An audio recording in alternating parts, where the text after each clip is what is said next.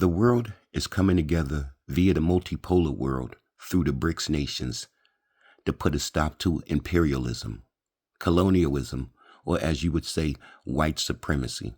This is the reason why the Chinese are locking the United States out of the rare earth mineral business. The Chinese just flat blatantly just came right out and said, no more wars.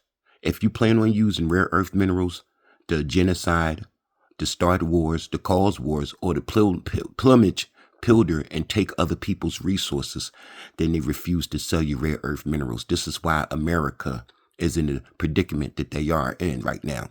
Because, see, these are the same people that started a war in Ukraine with Russia. These are the same people that support what's going on down in the Middle East right now that you can barely speak on.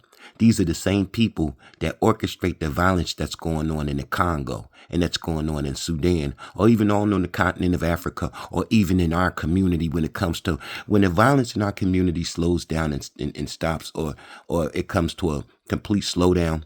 This is when they get their prosthetic masks, the same way that they trained and armed and funded Al-Qaeda, Al-Nusra, Al-Shabaab, and all of these so-called terrorist groups that work affiliated with the CIA.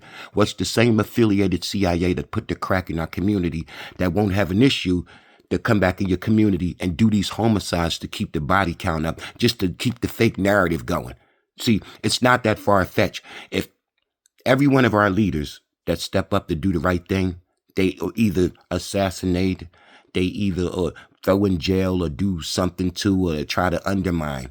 So what do you think when we coming in together in the community, like when the Million Man March happened, then right after the Million Man March, the violence in Chicago conveniently started increasing. Like even if we wasn't committing the violence, it could have been white law enforcement, because you always have to question everything with a criminal organization or entity. This is a criminal corporation. And that's why the Chinese are locking them out of the rare earth minerals, because you don't do business with criminals.